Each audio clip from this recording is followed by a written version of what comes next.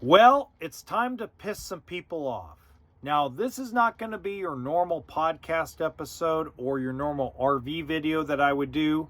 Now, while I'll add elements of the RV industry and the RV community to the episode as I go along, there's something that is disgusting me, makes me feel horrified. It's just so disturbing, and I got to talk about it. So screw the introductions, screw the hook. Let's just talk about it. First off, I'm going to condemn what happened to Charlie Kirk. You can get mad at me. You can unsubscribe from me. You can call me every name in the book. But even though I disagree with over half of what Charlie Kirk has said over the years, he did not deserve what happened to him. When you have someone, and this is where I'm going to go with this, and I'm going to go into what's disgusting me and just makes me want to puke. This man was willing to talk to anyone. Gavin Newsom, Nancy Pelosi. In fact, he went on Gavin Newsom's podcast not that long ago. He's willing to go to any college campus and talk to anybody, whether they agree with him or disagree with him.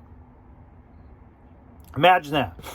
What politicians do you know that are willing to go on the extreme opposite side of their political beliefs, podcast, radio show, television show, and have a discussion without control questions, without demanding certain things? How many people are like that? A handful. Barack Obama, Donald Trump, Ted Cruz, the Democrat from West Virginia, I forget his name off the top of my head. I think he retired now. Bernie Sanders. That's just 5 names I've listed of people that are willing to go on far opposite side podcast or television shows or radio shows and talk. Charlie Kirk, at 31 years old, was willing to go to anyone to have a debate. In fact, one of my goals was when the podcast reached 30, 40,000 subscribers, I wanted to have Charlie Kirk on, and I thought him and I would have a good debate. Because we disagree with a lot of things. Him and I have a lot of disagreements. But I think it would have made a fun, entertaining debate between him and I. That being said, it is disgusting. And I said this on the live stream earlier tonight. It is disgusting how many people are trying to profit off of his death. At time of recording, it has been less than 3 days since he was pronounced dead. Less than 3 days. And there are folks on the far left and the far right that are trying to profit off of his death. That is fucking disgusting. That is gross. Makes me want to puke. Every time I turn around, there is another t-shirt, another hat, another coffee mug, another red pill dumbass who's trying to ask for donations because he's afraid for his life now that Charlie Kirk has been assassinated. To you red pill podcasters that are so afraid, that are spewing propaganda, spewing rhetoric that isn't even true. They barely have a suspect in custody, and they don't even have a reason yet. Oh, the far left is trying to kill all these people. How do we know? We don't know. The guy that was arrested, Tyler Robinson, could have been just a pissed off student that got schooled by Charlie Kirk at a debate, Clips of him could have been all over the internet, making him look like an idiot. People could have been bullying him and making fun of him. And he snapped and decided he was going to take him out.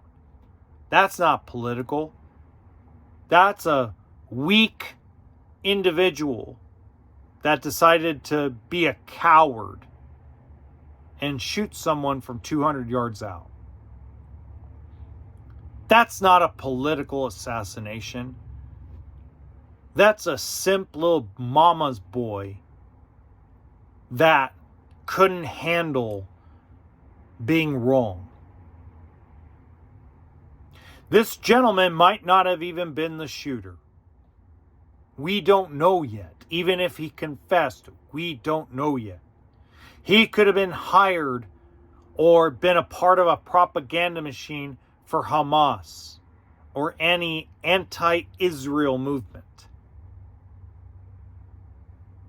Because Charlie Kirk was extreme when it came to pro-Israel and anti-Palestine. It could have been an assassination dealing with the Muslim religion on the extremist end. Not your everyday, normal Muslim citizen or Muslim religious person, whether from India, the Middle East, or any other part of the world. It could have been an extremist group that hired this kid or convinced this guy to do it. We don't know the full story yet.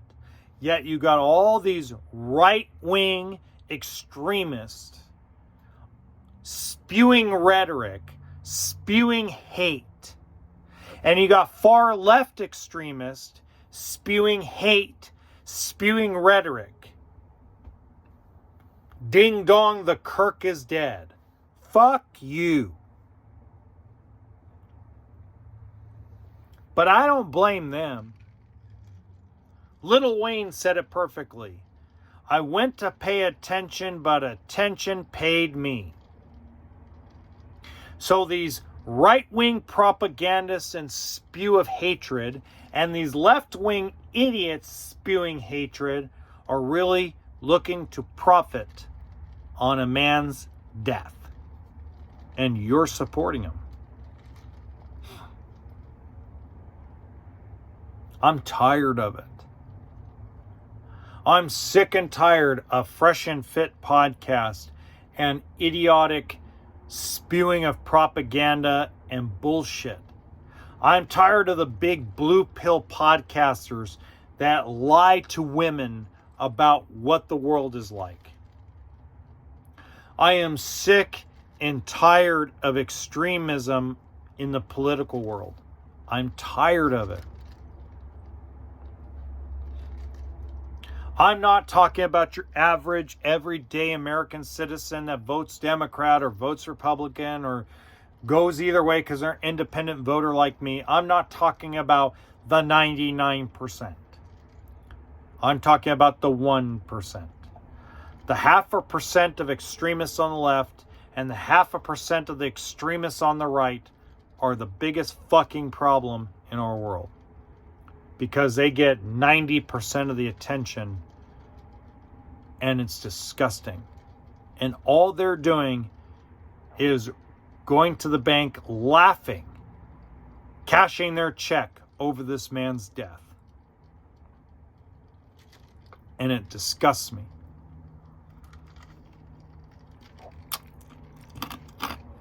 You know, I give Liz Amazing a lot of shit sometimes. I actually admire her. I hope one day her and I get to have a conversation. Actually, I'd like to extend an invitation to Liz Amazing to drive her motorhome out here to Northern California and she come on the podcast. I think her and I would have a great conversation. I think her and I would have an excellent conversation. I'd actually enjoy that, to be honest. You know, it makes me sit here and think. I know we have some extremism in the RV industry. I know we do. We have the Josh the RV Nerd and Miles RV. That's MYLES, not RV Miles, but MYLES RV. We have these two propaganda machines for the corporate RV dealership YouTuber and the manufacturer, pretending everything is perfect. Now, Josh didn't always be that way, okay? I want to make sure everybody knows that. I actually respect Josh a lot, actually. He's actually one of the inspirations behind this channel and this podcast. Without Josh the RV Nerd, you don't have the Honey Badger. I'll put it like that. So we have that extremism there. And we do have the extremism of Liz Amazing and Wingman Wisdom and Cruising with the Carsons. Okay? So we have extremism on both sides of the RV industry. And we have extremism when it comes to RV quality. RV quality is garbage. It's shit. It was better in 1998 than it is today. We have a lot of bullshit that is spewed on both sides of extremism when it comes to the RV industry. But the difference between the RV industry and our political world is we have more middle ground content creators than politics do. We have more middle ground,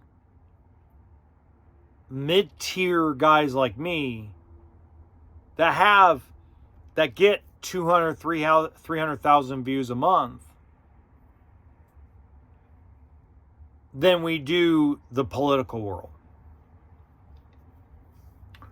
So one of the things I've kind of realized is I need to be more appreciative of both extremes in our industry, because without both extremes, I wouldn't have a channel. Okay? But if I stopped making content today, there are a lot of guys out there that could pick up the torch and run with it.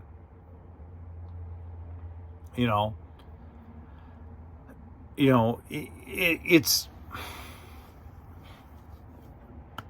there's not a lot of people that can replace Charlie Kirk.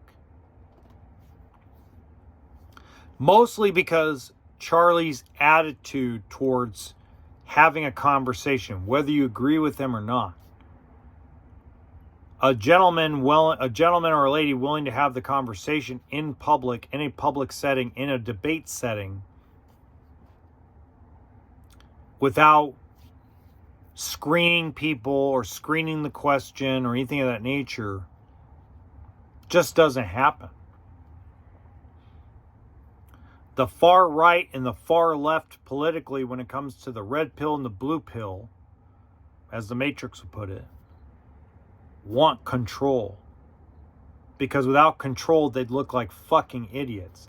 If I went on Fresh and Fit podcast, the whatever podcast, if I went on the 3 biggest feminist podcasts, if I went on the 3 most misogynistic podcasts, I would destroy them. They would never be listened to or watched again. Because I could destroy them. Because what they say is very unintelligent. What both sides of that aisle do is control their environment so they can get paid. Bottom line. And if you take away your emotion and stop worrying about, oh, you're making fun of my favorite podcaster. If you just take a step back and you actually listen, you'll find out that they're full of shit on both sides. And there just isn't enough in the middle. So, as I'm drinking a Captain and Coke tonight, I'm here to say that I'm going to create a podcast that's going to be the middle.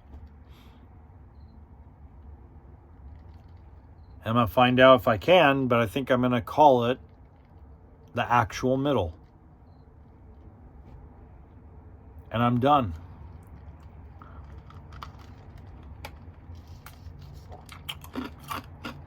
I'm done with extremism. I've been done with it in the RV industry.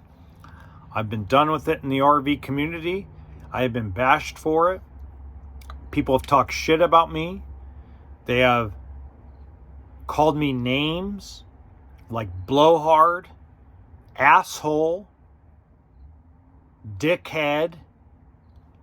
I have been called every name in the book.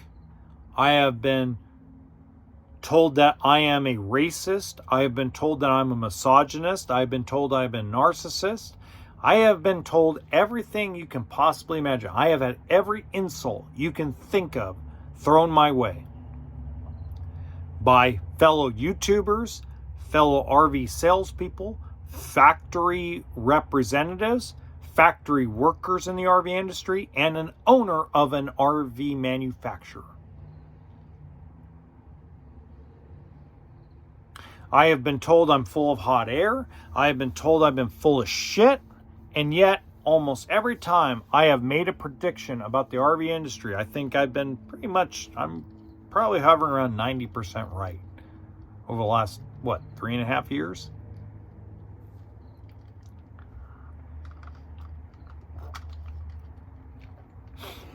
The buck stops here. So, after this video, from here on out, every podcast episode I do, I'm going to link the channel where the Real Middle podcast is going to be made. And we're going at it.